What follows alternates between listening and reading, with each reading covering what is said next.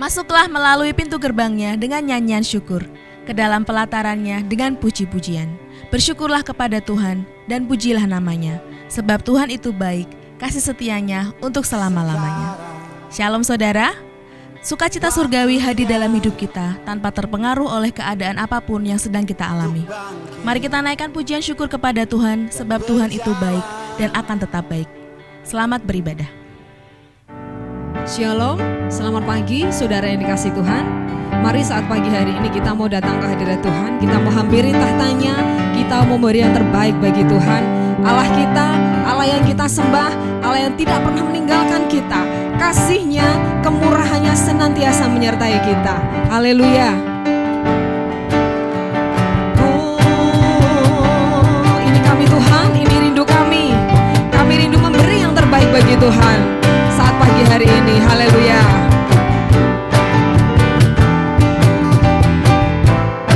Haleluya. Katakan,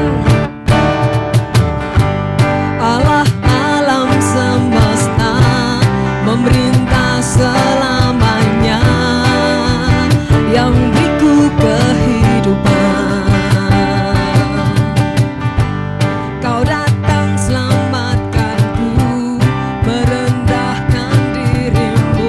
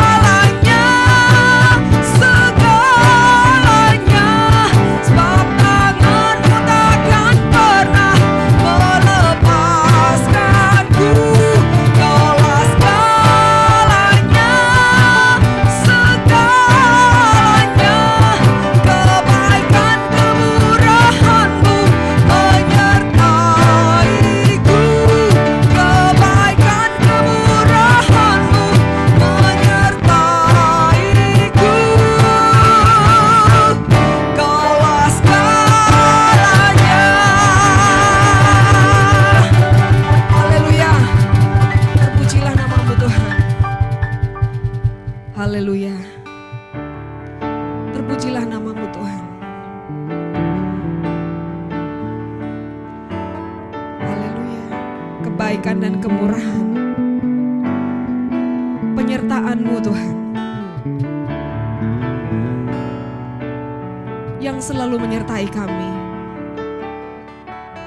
Terima kasih Tuhan, Engkau Allah yang tidak pernah meninggalkan kami. Kami yakin dan percaya kasih-Mu sungguh besar bagi kami. Terima kasih Tuhan,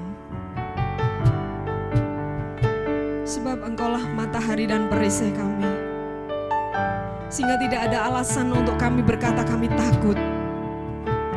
Sebab Engkau adalah matahari dan perisai bagi kami Tuhan, sehingga tidak ada alasan untuk kami berkata khawatir Tuhan. Engkaulah matahari dan perisai kami Tuhan, sehingga tidak ada alasan untuk kami berkata Tuhan aku lemah. Namun kami harus berkata kami kuat Tuhan bersama dengan Tuhan. Kami bisa, kami bersama dengan Tuhan. Kami mampu karena kami bersama dengan Tuhan. Terima kasih Tuhan.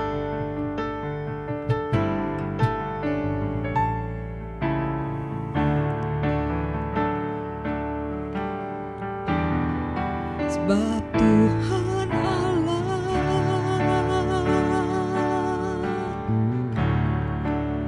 matahari dan perisai, kasih dan kemuliaan yang Kau beri di hidupku.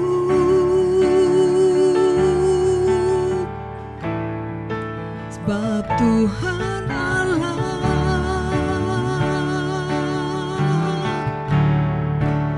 matahari dan perisai,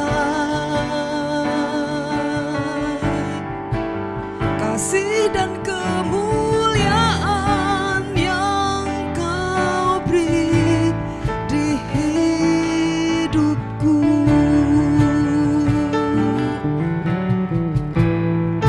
Sebab lebih baik satu hari di pelataran-Mu daripada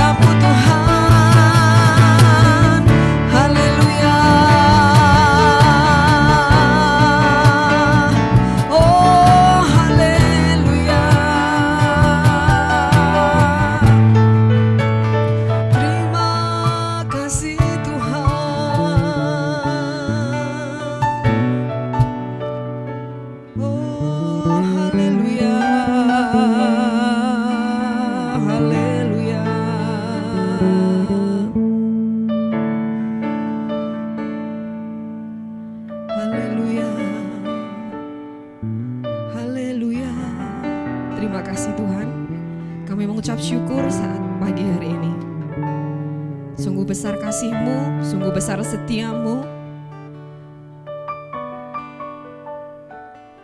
yang tidak pernah kami pikirkan. Itulah Allah yang kerjakan dalam setiap kehidupan kami. Apapun yang terjadi dalam kehidupan kami saat ini, kami yakin dan percaya tidak pernah terlepas dari mata Tuhan tertuju bagi kami. Dan kami yakin dan percaya Tuhan, mata Tuhan yang tertuju bagi kami adalah mata yang penuh kasih, yang rindu untuk senantiasa memberkati kami, menyertai kami Tuhan. Tangan Tuhan yang penuh kasih adalah tangan yang selalu rindu untuk menopang kami Tuhan, untuk menggendong kami Tuhan. Telinga Tuhan yang tersedia bagi kami adalah telinga yang penuh kasih, yang selalu rindu Tuhan mendengar apa yang menjadi keluh kesah kami Tuhan. Dan itulah yang menguatkan kami Tuhan. Itulah yang membuat kami tenang. Itulah yang membuat kami tentram Tuhan. Terima kasih Tuhan, terima kasih. Saat pagi hari ini kami berdoa bagi bangsa dan negara kami Tuhan. Kami terus menyerahkan bangsa dan negara kami dalam tangan kuasa Tuhan. Kami yakin dan percaya kasih Tuhan besar, penyertaan Tuhan besar bagi bangsa dan negara kami. Kami percaya Tuhan tidak pernah meninggalkan bangsa dan negara kami. Tuhan rindu keselamatan terjadi bagi bangsa dan negara kami. Tuhan rindu pemulihan terjadi bagi bangsa dan negara kami. Terima kasih Tuhan. Kami juga berdoa untuk kota kami Semarang, kami bawa dalam tangan kuasa Tuhan. Biarlah campur tangan Tuhan yang ajaib bagi kota kami Semarang Tuhan. Apapun yang terjadi saat ini Tuhan, kami yakin dan percaya hanya kasih Tuhan yang memampukan kami untuk kami menghadapi hari-hari yang kami lalui Tuhan. Terima kasih Tuhan. Berkati saudara-saudara kami seiman, berkati setiap kami yang mendengar, yang melihat channel Tuhan, supaya ketika kami mendengar kami dikuatkan, supaya ketika kami mendengar Tuhan kami dimenangkan Tuhan, kami dipulihkan, bahkan kami diselamatkan Tuhan. Karena kami yakin dan percaya kuasa Tuhan tidak pernah terbatas oleh ruang dan waktu Tuhan. Terima kasih Tuhan. Berkati urapi hamba-Mu Bapak Pendeta Pastor Stefanus Busono yang akan menyampaikan firman Tuhan. Sehingga apa yang menjadi isi hati Tuhan boleh kami terima dan menjadi kekuatan dalam kehidupan kami. Menjadi terang bagi kami, kaki kami ketika kami berjalan, dan memberikan kami hikmat di dalam kami mengambil setiap keputusan-keputusan. Terima kasih Bapa. Kami menyerahkan doa kami saat pagi hari ini dalam tangan kuasa Tuhan. Dalam nama Tuhan kami Yesus Kristus. Mari kita semua yang percaya katakan amin. Haleluya. Terpujilah nama Tuhan.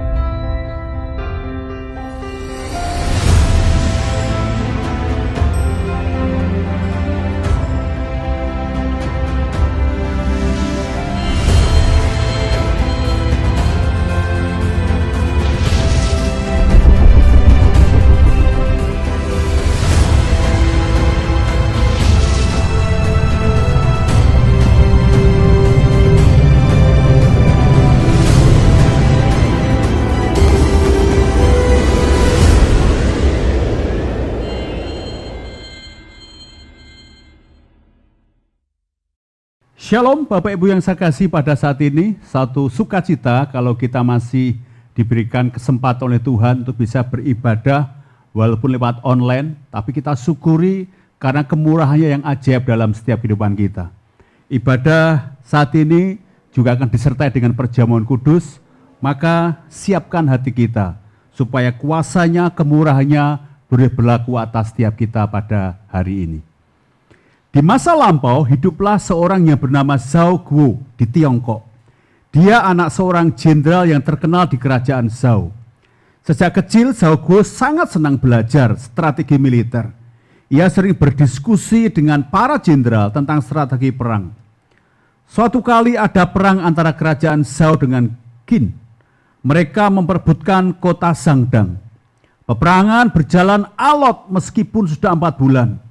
Lalu muncullah desas-desus bahwa Jenderal Qin sebenarnya sangat takut kepada Zhao Guo karena dikenal memiliki pengetahuan militer yang luas. Mendengar ini, Raja Kerajaan Zhao mengirim Zhao Guo untuk mengambil alih pimpinan perang di Zhangdang. Sayangnya, Zhao Guo tidak pernah memimpin pasukan apapun. Ketika terjun ke pertempuran sesungguhnya, dia bingung mau menerapkan teori yang mana dari sekian banyak teori yang dia miliki. Mungkin waktu musuh mulai menembakkan panah dan memanjat tembok kota, dia masih sibuk melihat daftar isi buku dari strategi perangnya untuk melihat apa yang harus dikerjakan. Karena itu tidak heran bahwa dengan mudah kota Zhangdang berhasil direbut oleh Qin dan Zhao Guo tewas tertembus panah. Sangat menyedihkan, ilmunya yang banyak ternyata tidak bisa diterapkan. Nah, Bapak Ibu yang saya kasih pada saat ini, cerita Zhao Guo sering terjadi juga dalam hidup kita. Kalau kita membaca atau belajar resep nasi goreng dari chef terkenal, belum tentu kita bisa melakukan atau kita bisa memasak nasi goreng yang enaknya seperti chef yang buat tersebut. Atau ketika kita belajar tentang teori bulu tangkis, kita sudah hafal teori bulu tangkis, tapi kita tidak akan bisa sama bermain bagus seperti Yonathan Christie atau Anthony Sukaginting, atau ketika kita bermain ganda seperti Gideon dan Kevin Sukomulyo. Atau ketika kita semuanya belajar tentang teknik cara bermain bola. Kita sudah banyak membaca buku tekniknya, tapi kita tidak akan bermain sebagus Ronaldinho atau Cristiano Ronaldo, atau kita tidak sepandai Lionel Messi. Demikian pula kita punya pengetahuan yang baik tentang bagaimana kita harus hidup dengan sesama. Belum tentu kita bisa menerapkannya dengan benar dalam kehidupan sehari-hari. Artinya bahwa pengetahuan tidak dengan sendirinya membawa kita kepada tindakan yang benar. Untuk bisa bertindak benar, kita butuh lebih dari sekedar pengetahuan, yaitu hikmat. Yang tentu saja bukan sembarang hikmat, tetapi hikmat yang benar. Nah, pagi hari ini, tema kita adalah hikmat surgawi. Kita akan belajar tentang apa hikmat yang dari Allah. Kita akan berdoa pada pagi hari ini. Kembali kami bersyukur untuk kemurahan yang Tuhan limpahkan dalam hidup kami. Jika sebentar kami akan merenungkan kebenaran firman Tuhan, biarlah pengurapan-Mu nyata atas kami. Engkau memberkati setiap kami yang mendengarkan kebenaran firman Tuhan. Dimanapun kami berada, biarlah kasih-Mu, kuasa-Mu boleh bekerja dalam keluarga kami, dalam hidup kami, dalam pekerjaan kami. Terima kasih, di dalam nama Tuhan Yesus Kristus, kami berdoa dan mengucap syukur, haleluya, amin.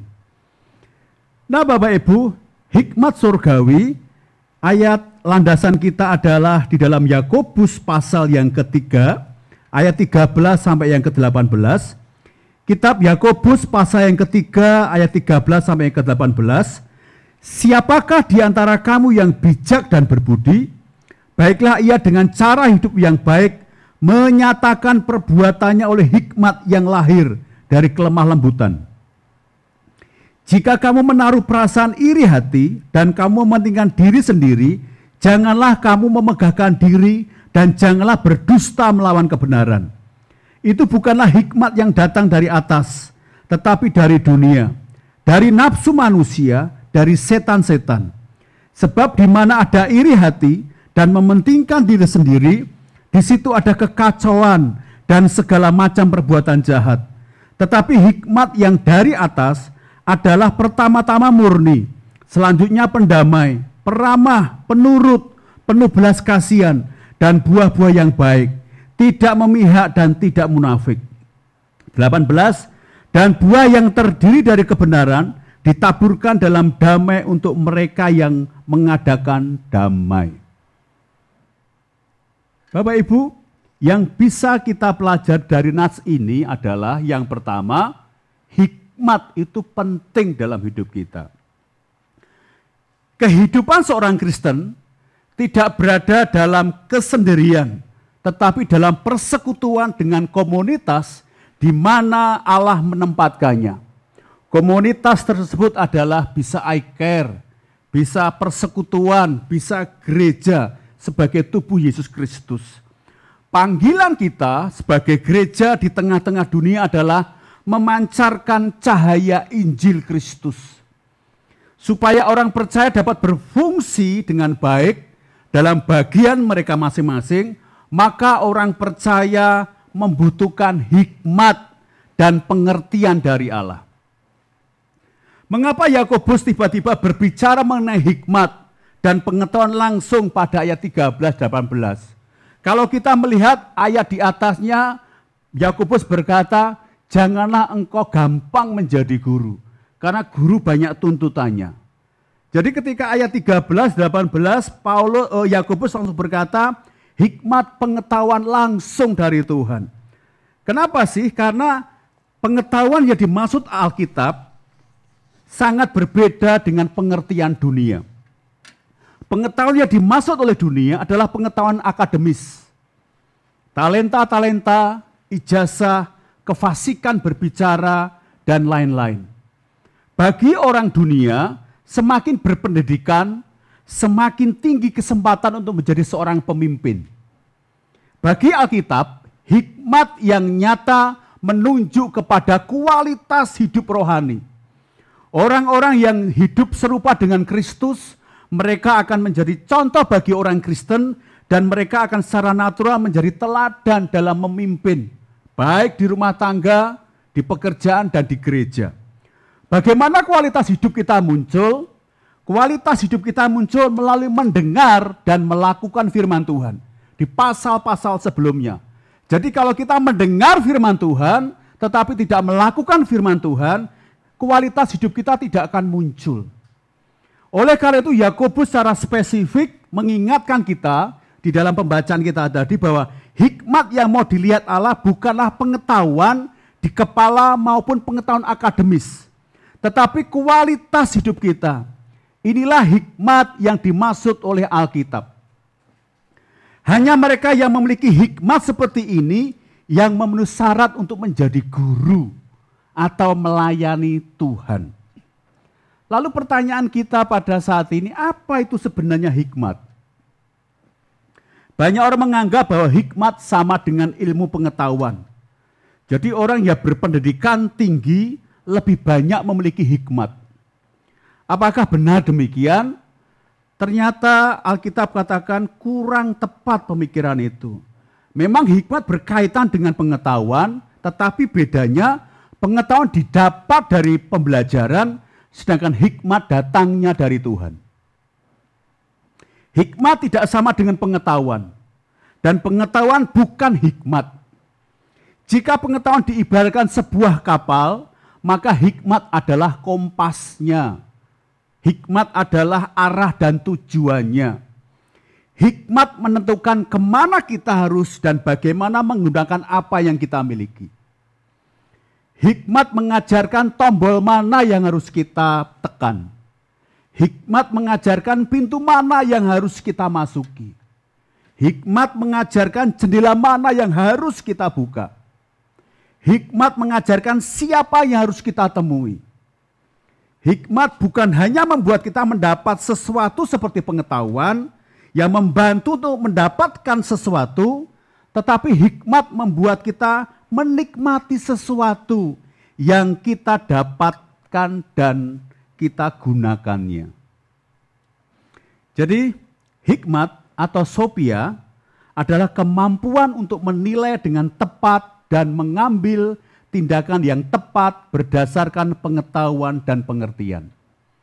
Dalam Perjanjian Baru, kata Sophia sering digunakan untuk menggambarkan kemampuan seseorang mengikuti kehendak Allah. Yang kedua, dari mana sumber hikmat? Ayat 14-17, jika kamu menaruh perasaan iri hati dan kamu mementingkan diri sendiri, janganlah kamu memegahkan diri dan janganlah berdusta melawan kebenaran. Itu bukanlah hikmat yang datang dari atas, tetapi dari dunia, dari nafsu manusia, dari setan-setan. Sebab di mana ada iri hati dan mementingkan diri sendiri, di situ ada kekacauan dan segala macam perbuatan jahat. Tetapi hikmat yang dari atas adalah pertama-tama murni, selanjutnya pendamai, peramah, penurut, penuh belas kasihan, dan buah-buah yang baik, tidak memihak dan tidak munafik. Jadi Bapak Ibu, ada 3 macam sumber hikmat yang kita baca tadi. Yang pertama dari Allah atau ilahi, dari atas. Yang kedua dari nafsu manusia atau duniawi. Dan yang 3 dari setan-setan. Jadi Yakobus katakan ada 3 sumber hikmat. Dari Allah, dari manusia, nafsu, dunia, dan dari setan. Nah, ketika Bapak Ibu melihat bagan yang ada di dalam khotbah ini, dikatakan bahwa ada cirinya, ciri-ciri hikmat surgawi. Apa sih ciri-ciri hikmat surgawi? Apa cirinya ketika orang itu menerima hikmat? Apa cirinya orang itu memiliki hikmat? Ciri-ciri hikmat surgawi di dalam ayat yang ke-14-17, ciri yang pertama adalah murni. Ya, motivasi murni. Ketika mengerjakan sesuatu, tidak ada roh persaingan. Tidak ada atau berusaha menekan orang lain atau meninggikan diri sendiri. Jadi ciri hikmat yang dari atas yang pertama adalah murni. Motivasinya murni. Ketika mengerjakan sesuatu, tidak ada roh persaingan, tidak berusaha menekan orang lain atau meninggikan diri sendiri. Ciri yang berikutnya adalah penuh damai, berdamai dengan Tuhan, berdamai dengan sesama, dan berdamai dengan diri sendiri. Hikmat menghasilkan kedamaian. Hikmat memiliki sifat damai alami, tidak dibuat-buat. Salomo memiliki hikmat dan menghasilkan damai di masa ia memerintah. Walaupun zaman sekarang kedamaian sudah susah didapat, tapi hari ini Allah memanggil kita untuk mengusahakan perdamaian. Ini menunjuk pada apa sih? Dikatakan orang yang penuh hikmat, dikatakan dia berdamai dengan Tuhan, sesama dan diri sendiri. Dia tidak senang mencari gara-gara atau permusuhan. Orang yang memiliki hikmat dari Allah tidak senang membalas kejahatan dengan kejahatan. Orang yang punya hikmat dari Allah tidak senang mengadu domba, tetapi sebaliknya senang mendamaikan. Ciri hikmat surgawi yang ketiga, peramah, bersikap bijaksana dan manis. Orang yang ramah akan mendengarkan orang lain dan mau melihat dari sudut pandang orang lain.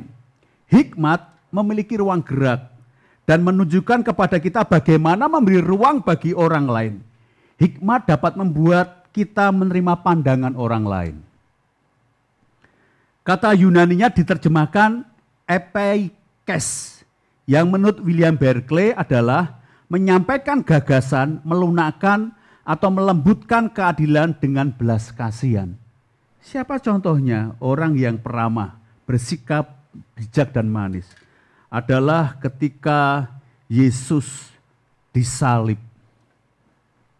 Ya, dia berbelas kasih kepada mereka dan dia berdoa supaya Bapa mengampuni mereka. Itu contoh dari Tuhan kita. Hikmat berikutnya adalah cirinya penurut. Bertolak belakang dengan keras kepala. Inilah jenis orang yang mudah diajak bekerja sama. Seseorang yang terampil dan paham kapan waktunya menurut, hikmat akan memberitahu kapan waktu kita untuk bersikap tegas dan kapan waktunya membiarkan sesuatu terjadi. Ini menunjukkan ketundukan kepada Tuhan, menunjukkan ketundukan kepada kebenaran firman Tuhan, kepada orang-orang yang di atas kita, kepada orang tua, kepada suami, pemerintah, guru, dan sebagainya. Orang yang berhikmat itu adalah orang yang penurut, tidak akan berontak. Berikutnya orang yang memiliki hikmat surgawi, penuh belas kasihan. Ya, jadi penuh belas kasihan, menolong orang yang dikasihani. Jadi belas kasihan tidak hanya di perasaan tetapi dinyatakan. Makanya di pasal-pasal sebelumnya Yakobus katakan, iman tanpa perbuatan mati. Banyak orang hanya mendengarkan firman Tuhan, tapi tidak menjadi pelaku firman Tuhan. Yang keenam, ciri hikmat surgawi tidak memihak atau adil. Ini berarti bahwa kehidupan pribadi atau pelayanan kita adil dengan semuanya. Contohnya ketika dia di keluarga, misalkan bapak ibu yang punya anak lebih dari 2 atau 3, apakah kita adil dengan anak kita? Atau kita yang punya karyawan, apakah kita adil dengan sesama karyawan kita? Ciri hikmat surgawi adalah tidak memihak atau adil. Yang ketujuh, tidak munafik. Ya, tidak munafik, tidak bermuka dua, tidak bersandiwara, tidak pura-pura. Yesus sendiri sangat menentang sikap yang satu ini. Orang yang memiliki hikmat sejati akan memiliki terang dalam dirinya. Jadi Bapak Ibu, apakah kita bersikap manis dengan seseorang, dengan pasangan kita, dengan anak kita, dengan tetangga kita, dengan pimpinan kita, dengan bawahan kita bersikap manis, tapi hati kita jauh dari kemanisan itu. Ciri hikmat surgawi adalah tidak munafik apa adanya. Dan yang terakhir, hikmat surgawi yang terakhir adalah bagaimana kita mendapatkan hikmat.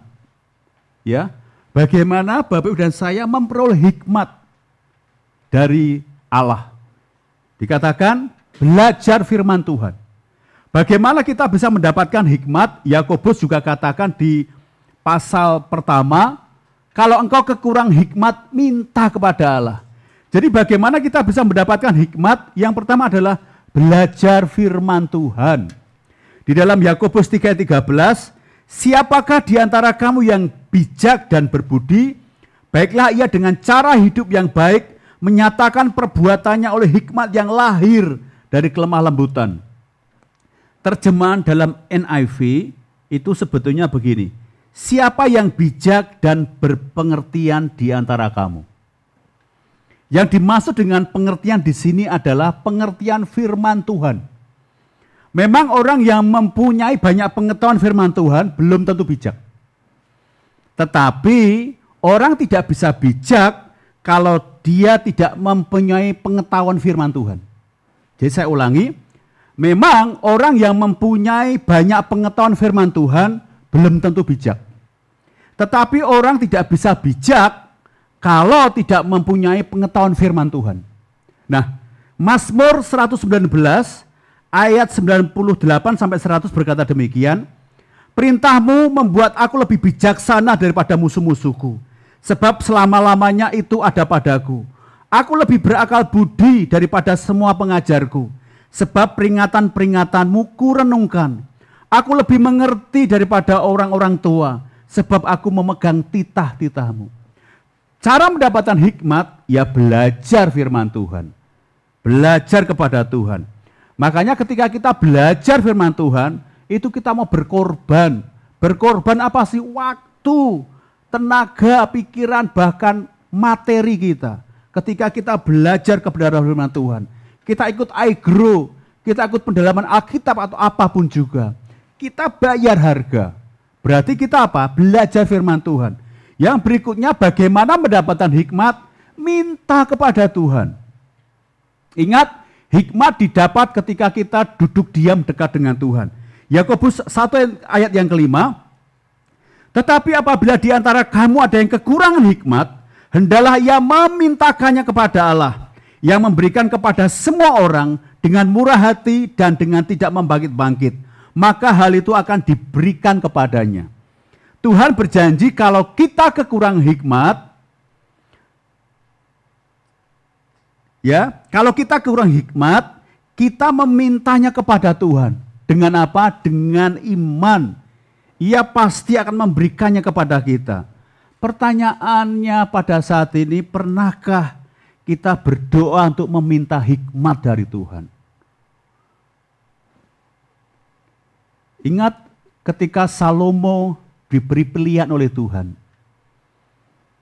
Minta kekayaan, minta umur panjang, minta nyawa musuh-musuh dihancurkan oleh Tuhan. Yang dilakukan Salomo satu, dia meminta hikmat. Dia tidak minta semuanya itu. Tetapi ketika Salomo meminta hikmat, Tuhan memberikan semuanya kepada Salomo. Jadi pertanyaannya, kapan terakhir kita berdoa meminta hikmat dari Tuhan? Cara mendapat hikmat yang terakhir, menjaga hati kita ini loh. Amsal 4 ayat 23, jagalah hatimu dengan segala kewaspadaan, karena dari situlah terpancar kehidupan. Kalau kita sudah mempunyai hikmat dari atas, jangan kita mengira bahwa setan tidak akan terus-menerus berusaha untuk memasukkan hikmatnya kepada kita. Apa hikmatnya dari setan? Iri hati. Apa hikmatnya setan? Egois. Apa hikmatnya setan? Cemburu. Ya, jadi jangan kita merasa kalau kita sudah punya hikmat, bahwa setan tidak akan memasukkan hikmatnya ke dalam diri kita. Ya, setan akan memasukkannya ke dalam diri kita, iri hati, egois, dan seterusnya. Karena itu kita harus menjaga kebersihan hati kita. Caranya ya duduk diam dekat kaki Tuhan. Saat ini adakah kesombongan, iri hati, percabulan, ketamakan, cinta uang, kemalasan, kebencian, dendam dalam hati kita? Lalu apakah kita mau berusaha untuk mendapatkan hikmat dari atas? Ingat bahwa kalau kita tidak mendapat atau mempunyai hikmat di atas, maka hikmat dari dunia akan menguasai diri kita. Kalau Bapak Ibu dan saya tidak mendapatkan hikmat atau kita tidak mempunyai hikmat dari atas, berarti hikmat dari dunia, dari setan yang akan mengisi kehidupan kita. Makanya kita wajib memiliki hikmat. Hikmat akan memelihara hidup kita. Hikmat akan memelihara rumah tangga kita. Hikmat akan memelihara pelayanan kita. Hikmat akan memelihara pekerjaan, bisnis, usaha kita. Hikmat akan menghindarkan kita dari salah bicara yang menyakiti hati orang lain. Berapa banyak kita punya musuh, kita seringkali ngomong kita tidak terkontrol. Dan itu bisa membuat orang luka dengan perkataan kita. Kita butuh hikmat. Hikmat menghindarkan kita dari salah bertindak, salah dalam mengambil keputusan. Bagi anak-anak muda, anak-anak remaja, gunakan hikmat untuk menentukan pasanganmu kelak. Ingat, gunakan hikmat yang dari atas untuk menentukan pasanganmu kelak. Minta hikmat yang dari atas saat menentukan keputusan-keputusan yang besar dalam hidupmu. Minta hikmatnya dari atas saat menentukan keputusan-keputusan besar untuk masa depanmu. Amsal 4 ayat 5 sampai yang ke-6, perolehlah hikmat, perolehlah pengertian, jangan lupa dan jangan menyimpang dari perkataan mulutku. Janganlah meninggalkan hikmat itu, maka engkau akan dipeliharanya. Kasihlah dia, maka engkau akan dijaganya. Salomo menyerukan kita agar kita memperoleh hikmat dan jangan meninggalkannya. Ketika Salomo ditantang Tuhan, seperti saya katakan tadi, Salomo hanya memilih hikmat yang benar. Salomo memilih yang benar, yaitu hikmat. Sangat terasa kalau kita membaca kitab-kitab Salomo, Amsal, Pengkhotbah, dan Kidung Agung. Salomo adalah raja terbesar, terkaya di dunia. Sebelum dan sesudah Salomo tidak ada yang bisa menandingi kekayaannya. Pada waktu dia dikasih kesempatan oleh Tuhan, apa yang kau minta? Salomo tidak meminta harta yang luas, harta yang banyak, umur yang panjang, nyawa dari musuh-musuhnya. Tetapi yang dilakukan Salomo adalah meminta hikmat dari Tuhan. Bapak Ibu saya kasih, intinya adalah dengan takut akan Tuhan dan tetap berjalan dalam roh dan kebenaran, hikmat Tuhan akan mengalir dalam hidup kita, dalam pola pikir kita, dan kita akan dibaharui semakin bijaksana dalam Tuhan, sehingga akan ada banyak orang-orang yang diberkati melalui kehidupan kita.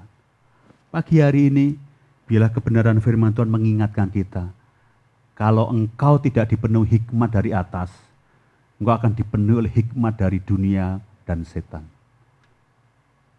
Minta hikmat dari Tuhan yang bekerja dalam keluarga kita, dalam rumah tangga kita.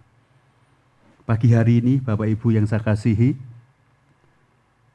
siapkan roti dan anggur yang sudah Bapak Ibu persiapkan di rumah masing-masing. Kita akan masuk dalam perjamuan kudus pada pagi hari ini. Minta kuasa Tuhan boleh bekerja dalam hidupmu pada saat ini.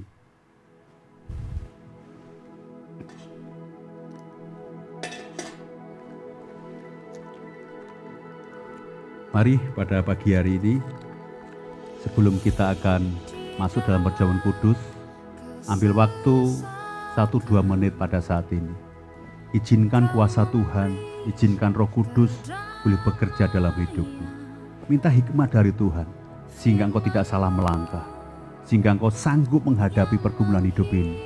Di tengah COVID ini, di tengah pandemi ini, ketika hikmat ada dalam hidup kita, dalam pekerjaan kita, dalam usaha kita, kita akan sanggup melawannya. Kita akan sanggup melewatinya. Bukan karena kuat dan gagah kita, tapi roh yang ada dalam diri kita. Kami bersyukur pagi ini Tuhan, jika sebentar kami akan masuk dalam perjamuan kudus, Kau berkati roti dan anggur pada pagi hari ini. Kami percaya Tuhan bisa bekerja di dalam rumah tangga kami masing-masing. Biarlah surga terbuka untuk rumah tangga kami Tuhan. Untuk kami yang mendengarkan, melihat acara ini, Tuhan juga berkati. Kami tahu Tuhan, Engkau rela mati memberikan nyawa-Mu kepada kami, dan Engkau menyediakan berkat, yaitu hidup kekal dalam hidup kami. Kami percaya kami diselamatkan karena anugerah Tuhan, karena pengorbanan-Mu di kayu salib yang menjadikan kami ditebus oleh dosa-dosa dari kegelapan. Kami percaya biarlah kasih setia Tuhan boleh bekerja kepada setiap kami pada pagi hari. Yang sakit Allah sembuhkan, yang susah Allah hiburkan, yang kekurangan Allah cukupi dengan cara yang ajaib.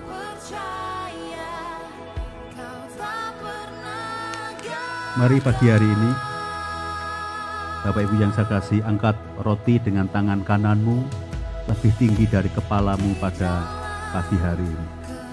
Saya akan membacakan kebenaran firman Tuhan pada saat ini. Sebab apa yang telah kuteruskan kepadamu telah aku terima dari Tuhan, yaitu bahwa Tuhan Yesus pada malam waktu Ia diserahkan mengambil roti, dan sesudah itu Ia mengucap syukur atasnya. Ia memecah-mecahkannya dan berkata, "Inilah tubuhku yang diserahkan bagi kamu. Perbuatan ini menjadi peringatan akan aku." Mari kita makan dengan iman di dalam nama Yesus.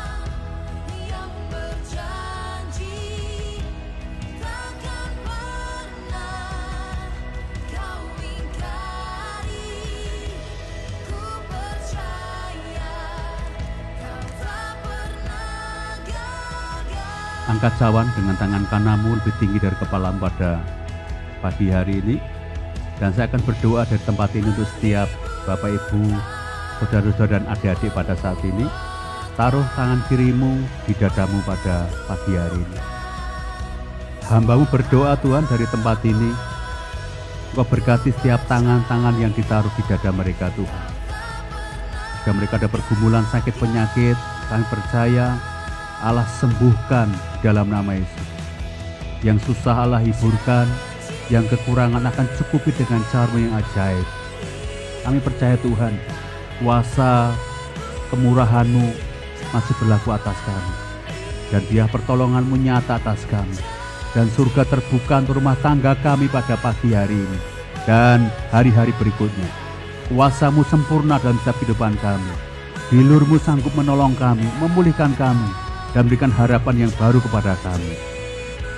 Demikian juga yang mengambil cawan sudah makan lalu berkata, cawan ini adalah perjanjian baru yang dimeteraikan oleh darahku. Perbuatan ini setiap kali kau meminumnya menjadi peringatan akan aku. Sebab setiap kali kau makan roti ini dan minum cawan ini, kamu memberitakan kematian Tuhan sampai datang kembali. Mari kita minum dengan iman di dalam nama Yesus.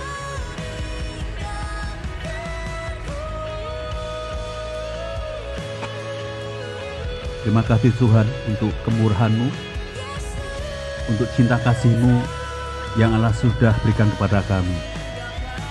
Kami berdoa Tuhan, untuk setiap kami yang belum mengenal Engkau pagi hari ini, biarlah Engkau menjamah setiap kami, menolong kami, dan memberikan kami pengenalan yang khusus Tuhan dengan Allah yang kami kenal dalam nama Yesus.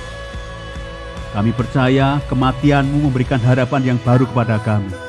Kematian-Mu untuk menebus kami, menyediakan kehidupan yang kekal bagi kami Tuhan. Terima kasih Bapa. Mari kita akan akhiri ibadah kita pada saat ini. Angkat tangan bersama. Tuhan memberkati engkau dan melindungi engkau. Tuhan menyinari engkau dengan wajah-Nya dan memberi engkau kasih karunia. Tuhan menghadapkan wajah-Nya kepadamu dan memberi engkau damai sejahtera. Kiranya segala berkat dari Allah Bapa, cinta kasih dari Tuhan Yesus, serta persekutuan dan Roh Kudus menyertai engkau mulai sekarang sampai Maranatha, Tuhan Yesus datang kembali. Mari setiap kita percaya katakan amin. Bapak Ibu, ingat, kalau kita tidak dikuasai hikmat dari atas, kita akan dikuasai hikmat dari duniawi dan dari setan. Saat ini minta hikmat dari Tuhan, sehingga kuasa Allah sempurna dalam kehidupan. Tuhan memberkati. Takut akan Tuhan adalah permulaan hikmat. Saudara, kita tidak hanya dipanggil untuk memahami firman Tuhan saja, tetapi juga untuk hidup dalam kebenaran firman Tuhan setiap hari. Untuk ibadah iKids, kami kembali mengingatkan setiap hari Minggu pukul 6.45 bersama dengan Superbook. Untuk persembahan, Bapak Ibu bisa memasukkan persembahan Bapak Ibu Saudara ke dalam kotak persembahan di gereja setiap hari pukul 7 hingga pukul 3 sore. Bapak Ibu juga bisa memberikan persembahan Bapak Ibu Saudara melalui rekening atas nama Gizi Semarang. Atau bisa juga melalui kode QR berikut ini.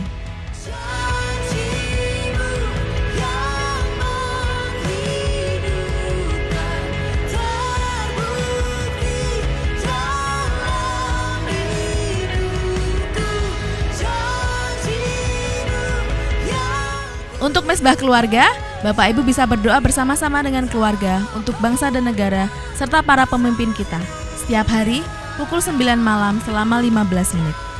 Bersyukur kepada Tuhan, doa malam bisa kembali dilakukan di gereja setiap hari Jumat pukul 19 sampai 20 waktu Indonesia Barat.